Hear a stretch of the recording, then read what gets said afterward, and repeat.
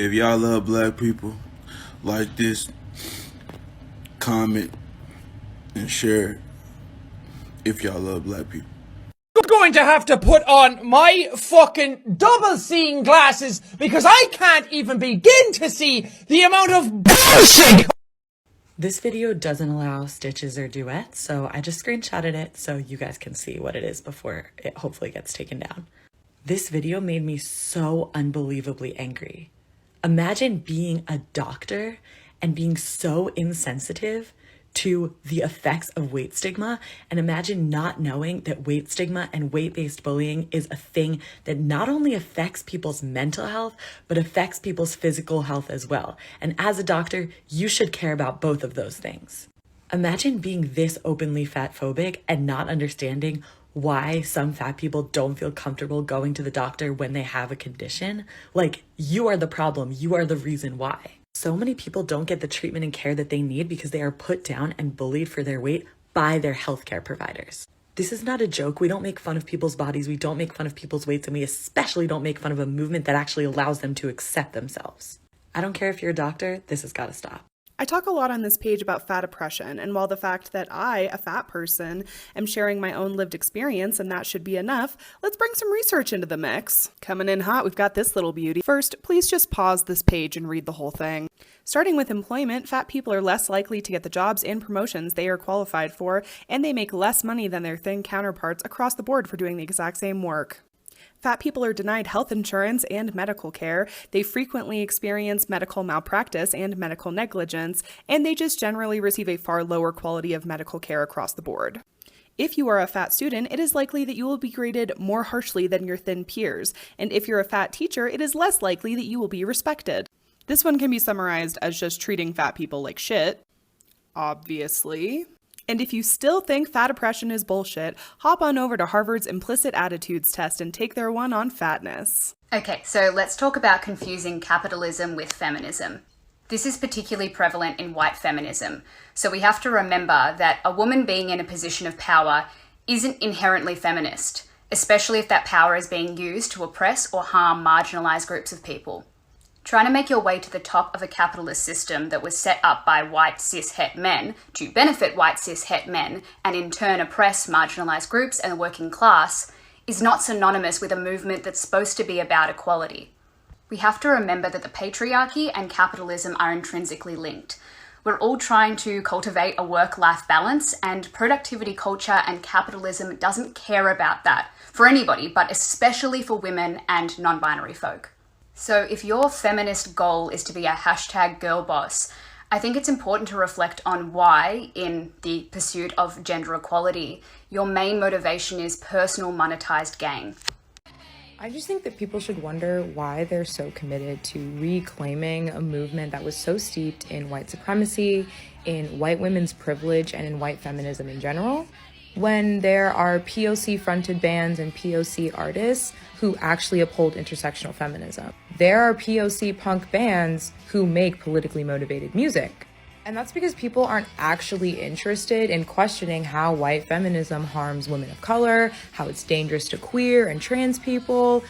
People just want justification to listen to music that was made by some shitty people, which they could just do quietly, like without any fuss. So if you're actually interested in making your feminism intersectional or listening to politically motivated music that isn't deeply problematic, I suggest you look up some of these people. Look up the history of punk.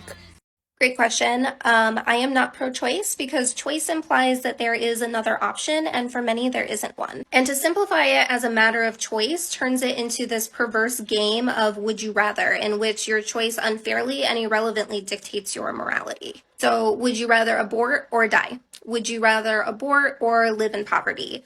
Would you rather abort or suffer physically and or mentally for the rest of your life? Conversely, it's also not a choice when it's not even an option. It's not even on the table. Are you able to access a provider? Do you even have money for the procedure to begin with? And we don't prescribe this pro-choice notion to any other healthcare service, even though they face the same impossible would you rather dilemmas as well. But we also don't assign morality to the outcomes of those choices either. So would you rather receive chemotherapy or die? Would you rather go broke paying for your insulin or die? There is also always the ever-looming issue of stratified reproduction to think about as well. Color-based population control is not a secret. It's just been hidden by this pervasive narrative that it's women versus religious mania, instead of women versus a white supremacist capitalist government who, by legislating reproductive rights, have seized the means of production in which women are livestock, and now the government is able to dictate the value of that product as it pertains to their ideal society. So no, a Sophie's choice is not really a choice, so I am pro-abortion. Abortion is healthcare. Abortion is a necessary medical procedure that ensures women of all colors full autonomy over their own health and well-being.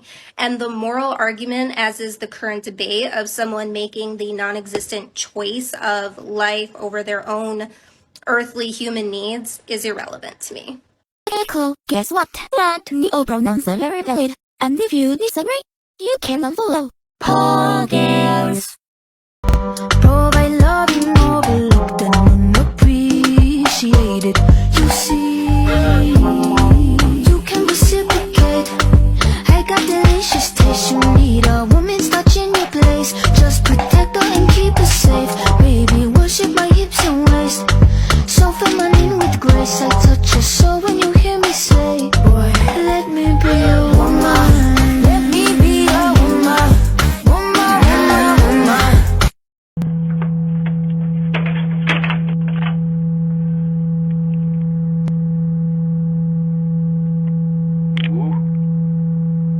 Magic. I don't know what it is that makes me feel like this. I don't know who you are, but you must be some kind of superstar. Let's talk about Never Have I Ever Season 2 and the theme of intersectional tokenism, and how we see that with Davy's friendship with Anissa. Tokenism is the practice of recruiting a small number of people from an underrepresented group in order to give the appearance of sexual or racial equality within the workforce. Even though Davy was the only Indian girl at her school and may have felt alienated because of that, she also found that to be her strength because that's what made her unique and stand out. So when Anissa, another Indian girl, enters Davy's school, Davy's instant reaction is that she felt threatened by her presence, which is definitely not an uncommon reaction amongst marginalized people. According to this incredible article by Salon written by Kylie Chung, she says that while being the token representative of your community might be exhausting and lonely, another person from your community might feel like a threat or competition because traditionally white male spaces offer so few spots to anyone who's different from them. Especially women of color were conditionally taught to think that there's only room for one of us at the table. But with Never Have I Ever, this mindset's out the window. Hi friends, and welcome back to another non-restrictive What I Eat in a Day. For breakfast today, I have 2 slices of homemade bread with butter and a cup of coffee. For lunch today, I'm having a chicken burger, some Doritos, and then some vegetables with dip. So good. For a snack, I'm having some chocolate-covered almonds. And as a snack, I'm just going to finish off this apple crisp. For dinner tonight, I am having chicken pad thai with broccoli. Hi! I'm so excited to get to be working with you. Can you tell me about your goals in working with a dietitian? I really want to improve my blood pressure and cholesterol. I know I need to lose weight, but I can't find a diet that really works. Is it okay if I share my method for helping you improve those numbers? Sure. Research shows that weight loss may improve these numbers in the short term, but long term, weight loss doesn't seem to help. On top of this, over 95% of weight loss attempts fail. I give you nutrition advice based on improving your numbers, but you may not actually lose weight.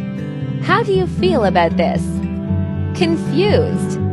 What about all the research that says obesity is a cause of heart disease, diabetes, and other conditions?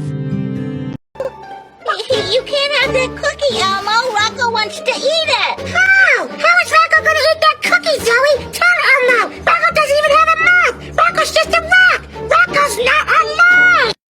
I have an issue with white Latinos calling themselves people of color, so let's talk about it, because to me, it's very obvious that they're not. Latino and Latina is an ethnicity. It is not a race.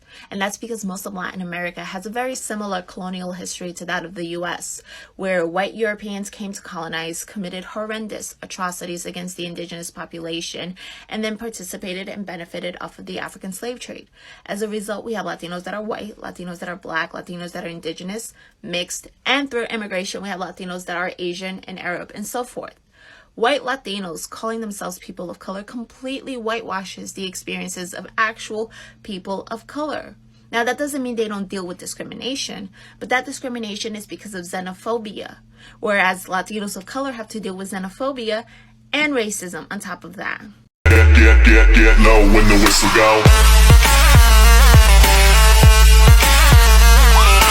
I spent my whole life afraid people were gonna find out that I was fat. But honestly, who gives a shit? There's nothing more powerful than a fat girl who doesn't give a fuck. Is it that you want a cuff? Is it that you want a cuff? Is it that you want a cuff?